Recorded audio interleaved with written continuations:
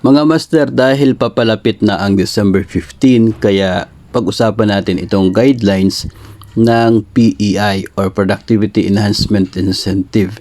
Ito po ay naaayon sa Budget Circular ng DBM number 2017-4, Guidelines on the Grant of Productivity Enhancement Incentive to Government Employees for Fiscal Year 2017 and years thereafter.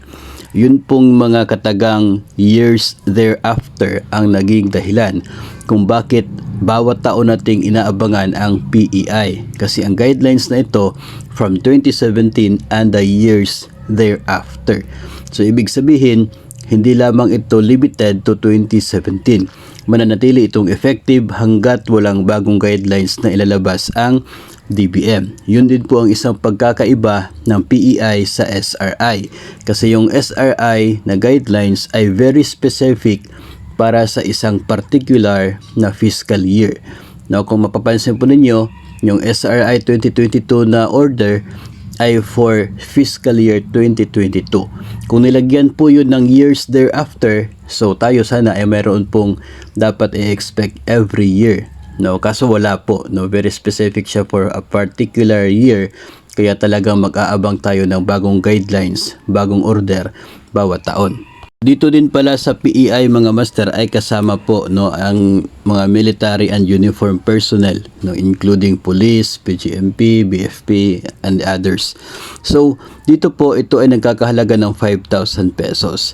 Shall be given to personnel not earlier than December 15 of the current year.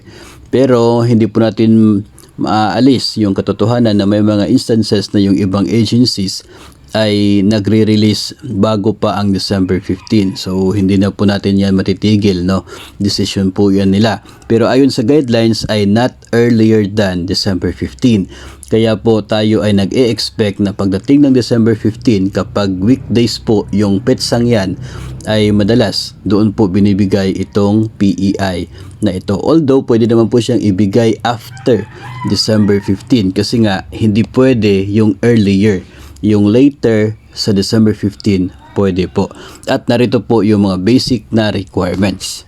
Nangunguna po dito mga master, the employees are still in the service as of November 30 of the current year. Kaya dapat hindi po kayo nag-resign o kaya ay nag-retire by November 30, no? Pwede po na last day of service niyo yung November 30, effectivity is December 1. Okay lang po yun kasi December 1 pa yung separation po ninyo. Pero November 30 in service pa kayo. So okay pa po yun. Tapos, the employees have rendered at least a total or an aggregate of 4 months of at least satisfactory service as of November 30 of the current year, including leaves of absence with pay.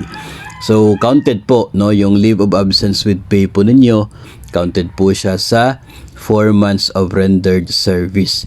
So ito po yung mga master as of November 30 ha. So kung kayo po ay hindi naman umabot ng 4 months as of November 30, ay meron pong provided na prorated PEI. So ito po mga less than 4 months. So kapag 3 to 4 months, kalahati ng PEI.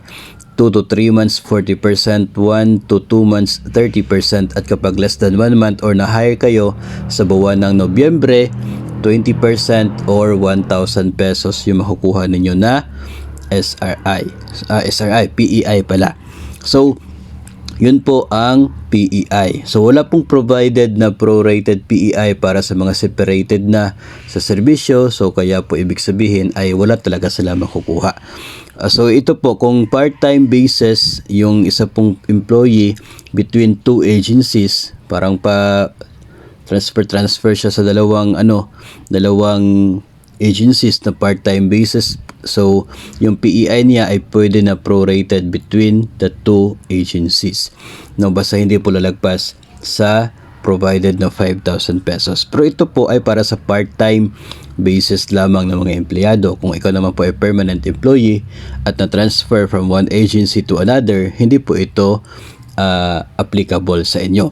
Dahil kapag ikaw ay na-transfer from one agency to another, ang magbibigay ng inyo pong PEI ay ang bago ninyong agency.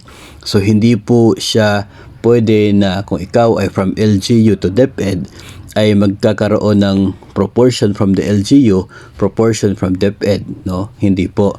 So kung permanent employee ka at ang transfer from one agency to another, ang bagong agency mo, yun po yung magbabayad ng PEI mo. Kapag ikaw naman ang naka-detail to another government agency, ang mabibigay ng inyong PEI ay ang parent agency. So yung item mo is nandoon sa isa pong agency tapos doon ka pinapa-duty sa kabilang agency. So ang mangyayari niyan, kung saan ka naka-item, kung saan yung plantilla mo, yung parent agency mo, siya ang magbabayad ng inyo pong PEI. Hindi yung agency kung saan ka naka-detail.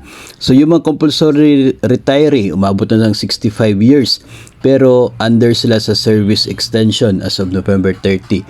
May cases kasi na ganyan na pinapayagan ang service extension kahit 65 ka na kung hindi pa umabot sa 15 years yung total mo na total of contribution. So hindi ka pa eligible for pension.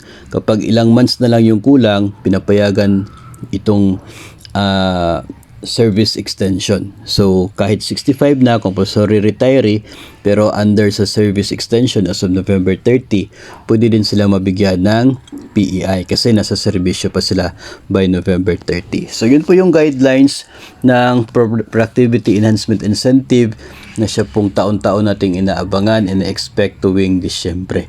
Ito lamang po yung talagang sure tayo na talagang darating pagdating po ng Disyembre at part na po ito talaga ng annual budget ng DepEd, kaya hindi po pwede na hindi ka mabibigyan if you are eligible kasi nga ito ay included na sa GAA ng DepEd for the year 2023.